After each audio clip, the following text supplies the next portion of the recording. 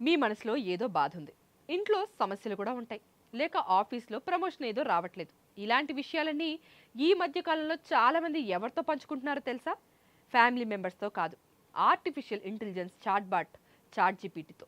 అవును, నేటి తరం యువత చాట్ జీపీటీని కేవలం ఒక సమాచార సాధనంగా మాత్రమే కాకుండా తమ పర్సనల్ లైఫ్ కోచ్గా, మానసిక వైద్యుడిగా, ఒక బెస్ట్ ఫ్రెండ్గా భావిస్తున్నాయి.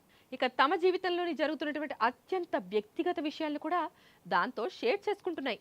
అయితే మీరు చాట్ జీపీటీతో జరిపే సంభాషణలు పూర్తిగా రహస్యంగా ఉంటాయని భావిస్తే మీరు పప్పులో కాలేసినట్టే.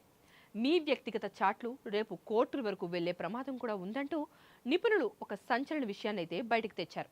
దీనికి సంబంధించిన పూర్తి వివరాలు ఇప్పుడు మన పొలిటికో స్పెషల్ స్టోరీలో చూద్దాం రండి.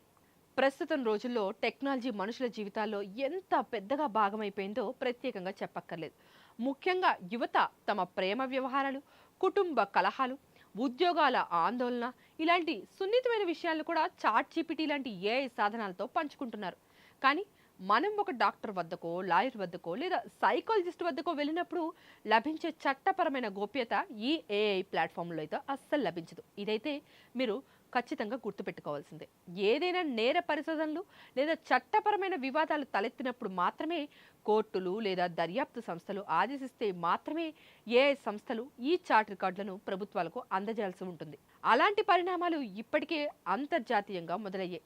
అమెరికాలో అయితే ఒక ప్రముఖ పత్రిక దాఖలు చేసినటువంటి కాపీరైట్ కేసులో ఫెడరల్ కోర్టు ఆదేశాల మేరకు ఓపెన్ ఏఐ సంస్థ కొంత చాట్ జీపీటీ లాగ్ డేటాను భద్రపరచాల్సి వచ్చింది.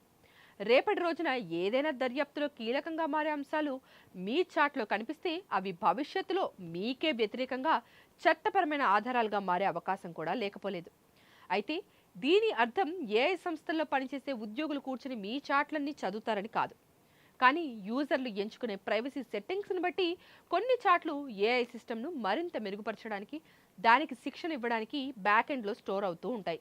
అందుకే ఏఐ ప్లాట్ఫామ్లను ఉపయోగించేటప్పుడు చాలా జాగ్రత్తగా ఉండాలి, అత్యంత అప్రమత్తంగా కూడా ఉండాలని సైబర్ భద్రతా నిపుణులు 1కి 10 సార్లు అయితే హెచ్చరిస్తున్నారు. సో చూశారు కదా, టెక్నాలజీ మనకు ఎన్నో సౌకర్యాలను ఇస్తున్నప్పటికీ దాంతో మన వ్యక్తిగత సరిహద్దులను మాత్రం ఎప్పుడూ దాటకూడదనేది ఈ పరిణామాలు స్పష్టం చేస్తున్నాయి. మీ పాస్వర్డ్లు కానీ, బ్యాంకింగ్ వివరాలు కానీ, లేక అధికారిక రహస్యాలతో పాటు మీ జీవితంలో జరిగే అత్యంత సున్నితమైన విషయాలను కూడా ఏఐ చాట్ బాట్లతో అయితే అసలు పంచుకోకపోవడమే మంచిది. పంచుకున్నా కూడా జాగ్రత్త పడడం చాలా అవసరం.